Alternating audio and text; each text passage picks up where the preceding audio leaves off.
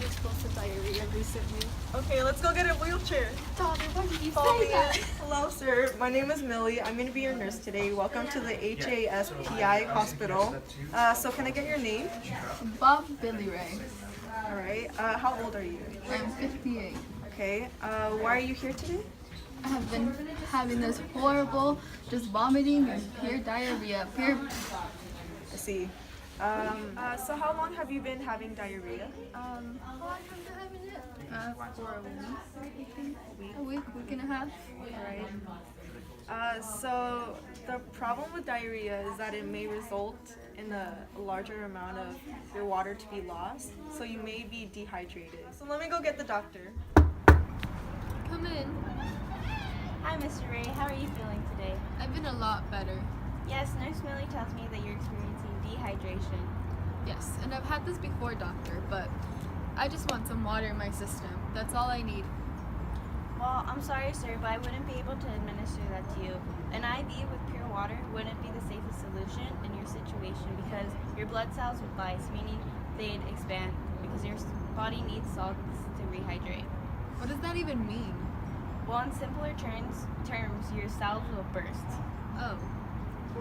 Well, we want you to rehydrate your body from all the water loss from you having excessive amounts of diarrhea. So we're going to add some salts into your body. Based on the fact that you're an average adult male, we would be administering 6 grams of salt into your body because your body is composed of 60% of water. This, in medical terms, is an isotonic solution. When cells are in an isotonic solution, movement of water out of the cell is exactly balanced by movement of water into the cell. Well, how do you know that 6 grams is enough?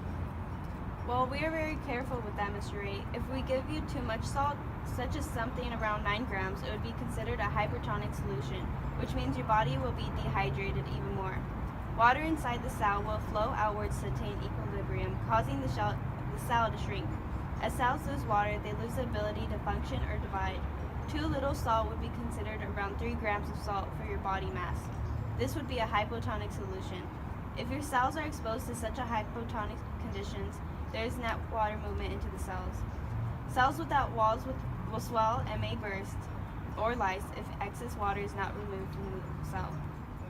This just sounds like a lot of big words. I would not go through the process if I don't know how much salt is going into my body. Okay, well, me and Nurse Millie will illustrate to you why an isotonic solution is best for your situation. To start our experiment showing Mr. Ray whether an isotonic solution would rehydrate his body, we will start off with a knife and a potato. With the knife, we will cut the potato into 4 pieces. Each piece will eventually go into a cup.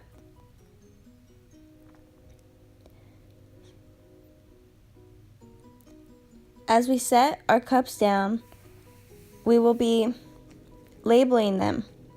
The first cup will be a hypertonic solution. The second cup will be a hypotonic solution. The third, an isotonic solution. And the fourth, a control solution, which will be filled with only H2O.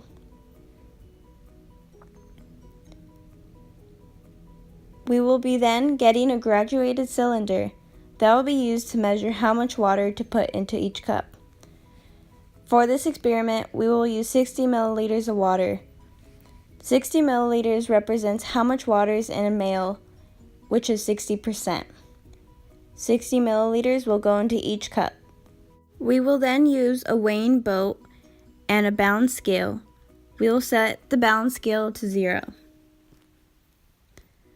Then we would carefully add salt until the balance scale reads 0.6 grams.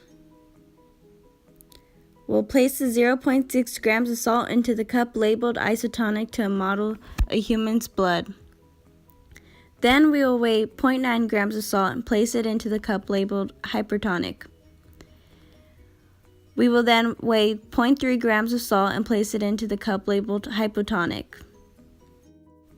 We will then leave the cups in a safe place, undisturbed, for 2 days. A total of 48 hours.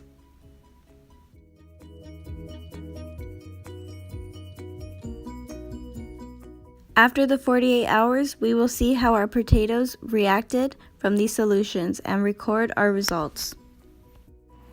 The graph gives us a visual of the measurements we started off with and the measurements after the experiment was completed. The maroon bar shows the measurements before, and the yellow bar shows the results. In all 4 cups, we started off with 60 milliliters of water. In the control, we see that the water level dropped down to 51 milliliters. In hypotonic, the water content dropped to 54, since the potato retained water undergoing hemolysis. In other words, causing the cells in the potato to expand. In isotonic, the level of water went from 60 to 55, which is the same for hypertonic, making the potato stay close to its original texture and proving that the patient needed an isotonic solution. To make this lab scientifically better, next time we can use 100 milliliters of water to measure our result. 100 milliliters would be an easier number to use to estimate how much salt we could put into each of the cups. Okay, so see, Mr. Ray, giving you pure water wouldn't be the safest solution. It would be deadly because an isotonic solution would only add to the bursting of the cell more rapidly. By giving you 6 grams of salt, we are stabilizing your cells, and it is ideal for a male patient like you to receive that dosage. Okay, I understand everything now. Can we just start with it, because I cannot deal with all this pain anymore. Of course.